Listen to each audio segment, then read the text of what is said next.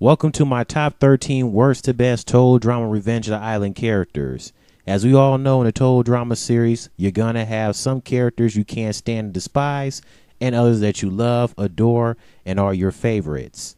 With Told Drama All-Stars coming to Cartoon Network a month away from now, I thought I'd do this video before it airs, and since Told Drama Revenge of the Island is over. So I give you my top 13, some of the worst and some of the best Told Drama Revenge of the Island characters, my top 13. So no further ado, let's get started. Let's start with some of the worst, in my opinion, starting off at number 13, Stacey. I personally have nothing against her. She seems nice and is a cute character, but the fact remains that she talks too damn much. She's always talking about her ancestors when really no one cares. No wonder Raz had enough of her. They knew it was time for her to go. Stacey needs to realize that no one cares about her ancestors, and she should stick to talking about topics that other campers would care about and actually will relate to.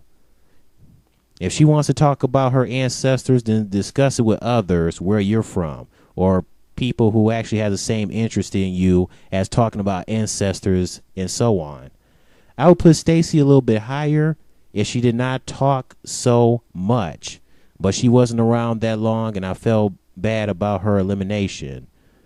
Hopefully she doesn't end up like Ezekiel. Moving on to number 12, Lightning. At the beginning of the season, I enjoyed him and I thought he was underrated. He's funny, he has determination, and just wants to win. He's like a Black Tyler. Both are funny, both injury prone at times, love sports, and are slow in the head. But I started disliking him when he started hating Cameron, basically because of in the episode Eat, Puke, and Be Wary, because Cameron jumped on his back and Lightning hit the pole, and Cameron was victorious. And because of that, Lightning just began to grow hatred towards him and become some big bully. He's also obsessed with winning. I know he wants to win and come out on top, but sometimes it doesn't work that way. Plus, in the episode Truth or Laser Shark, he called his own team a bunch of losers when they lost a challenge. Even Sam told him that winning isn't everything. What does this guy do?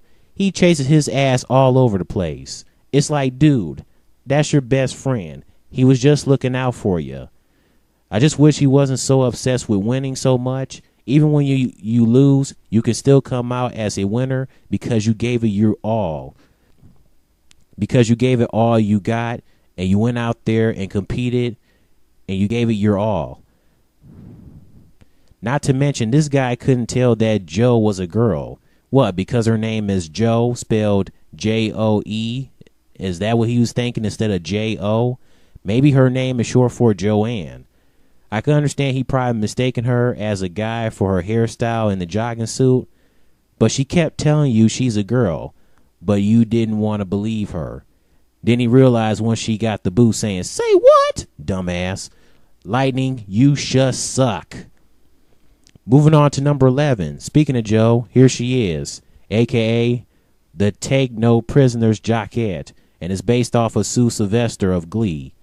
Now, I'll say that Jo is one tough cookie, and she means business, but I don't like her because of her attitude, doesn't care about anyone but herself, and calls people names, especially Cameron, calling him String Bean and other obnoxious names.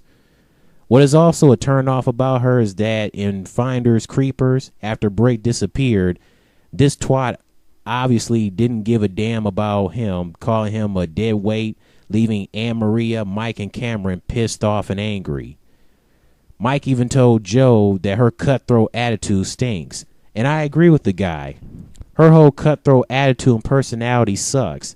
That's what makes her such an unattractive witch.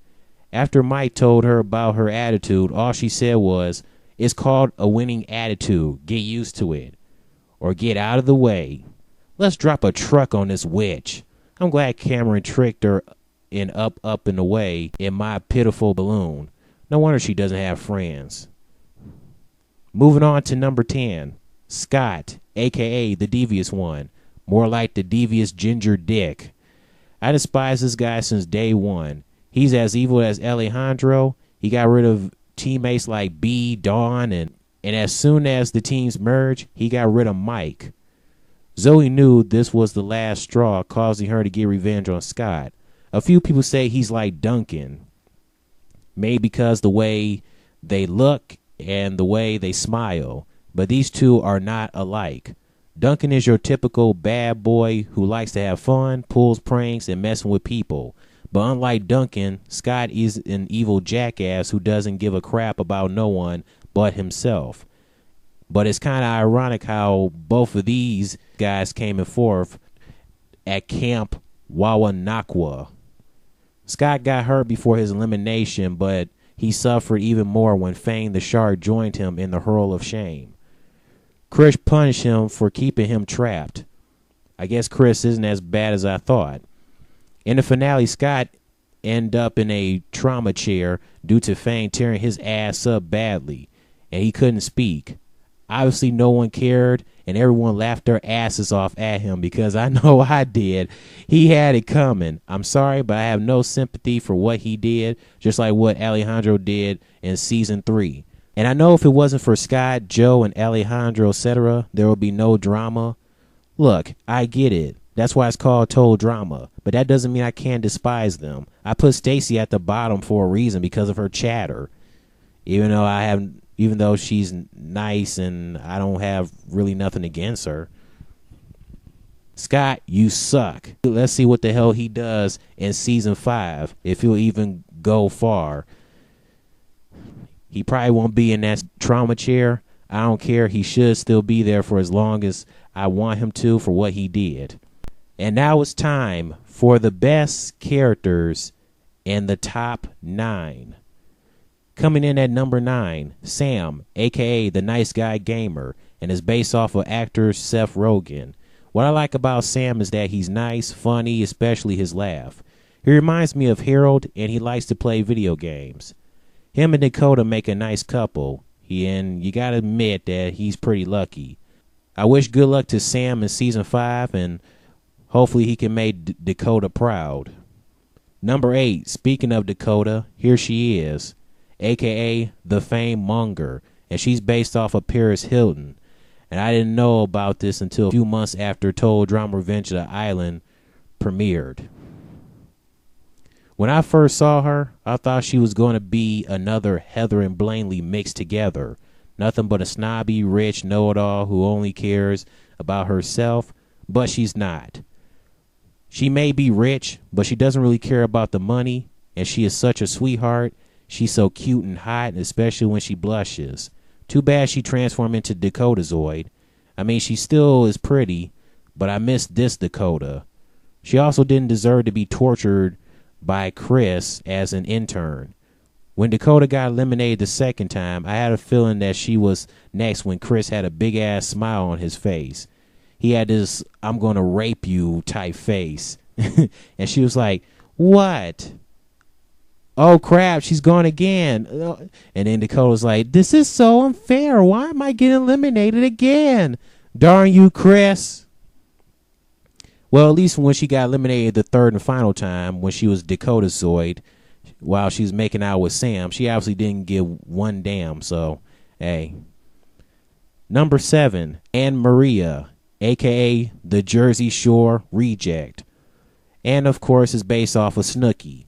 Now, I'm not a fan of Snooki nor Jersey Shore, but I have nothing against her. She's also kind of like a Italian Lashana based on her attitude a little bit, I guess.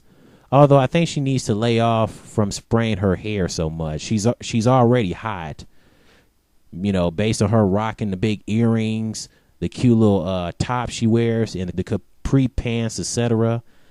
But I really appreciate Anne Maria for what she did when she stood up for Brick when he was missing in Finders Creepers, saying that he may not be attractive in any way, but he's still people, even though it was a little harsh to say that about him, saying he's unattractive. I mean, he's not that bad looking, but at least she still stood up for Brick. Too bad her and Zoe can't get along, all because of Mike and his personality disorders, especially him as pretty much Vito the most. Look at Aunt Maria staring at Mike and Zoe. Come on, Aunt Maria. Leave those two lovebirds alone. You'll find someone else. Why don't you give Ezekiel a chance? Don't you see that he loves you? Or how about Alejandro or Justin? All three of you have something in common, and that's all of you being tan. Number 6, B, or Silent B, whatever you want to call him. What I like about him is that he's silent. And that's about it. He just doesn't talk at all. But he is also a silent genius who knows what he's doing. So that's what makes B cool. I was pissed off when he was voted off due to Scott's ginger ass.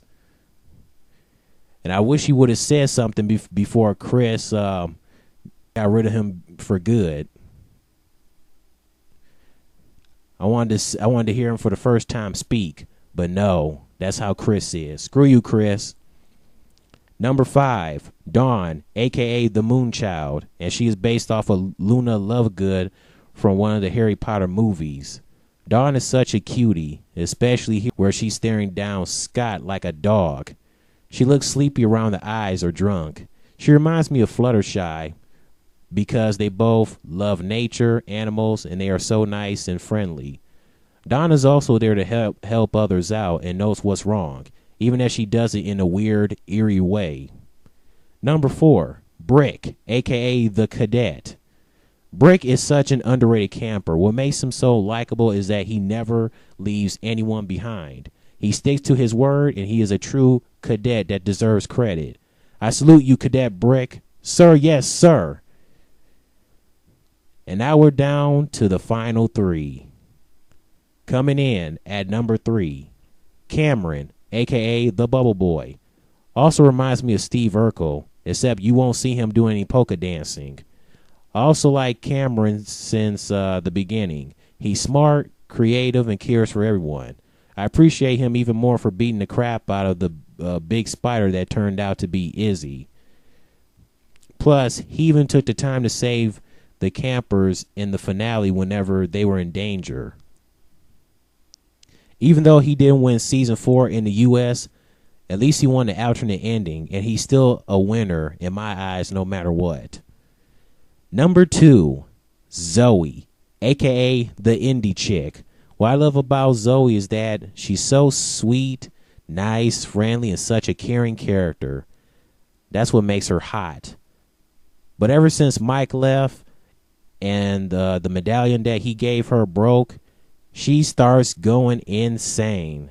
She was not taking any crap no more. She puts the face paint on, ripped off the bottom half of her belly shirt, and I'm like, damn, Zoe. Ooh, Zoe, I like that.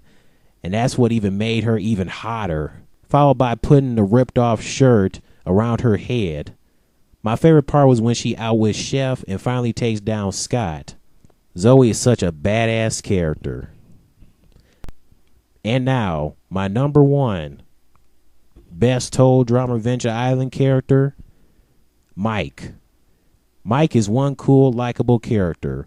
He looks like Cody and Noah's lost love child, based on the gap teeth, the tan skin like Noah has, plus his personalities were cool and mostly funny. Especially like Chester, the old man, Cephalana, and Vito. I especially like the one episode when B got eliminated. I like when he pushed Scott's ass out of the way. Get him, Mike, or Vito, whatever. And Manitoba Smith, where he personates as some Australian hunter or whatever. Probably seems like a parody of Steve Irwin. Mike is number 1 for me. Hopefully in season 5, Mike and Zoe will go far together.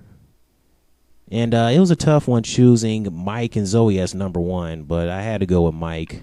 And I had to put them somewhere in the top 2. Anyways, this has been my top 13 worst to best told drama Revenge of the Island characters. I hope you enjoyed my list, and you can share with me your top 13 worst to best told drama Revenge of the Island characters if you have one already. Anyways, that's pretty much it. And stay tuned for season 5 of Total Drama All Stars coming next month to Cartoon Network. All right. See you guys later.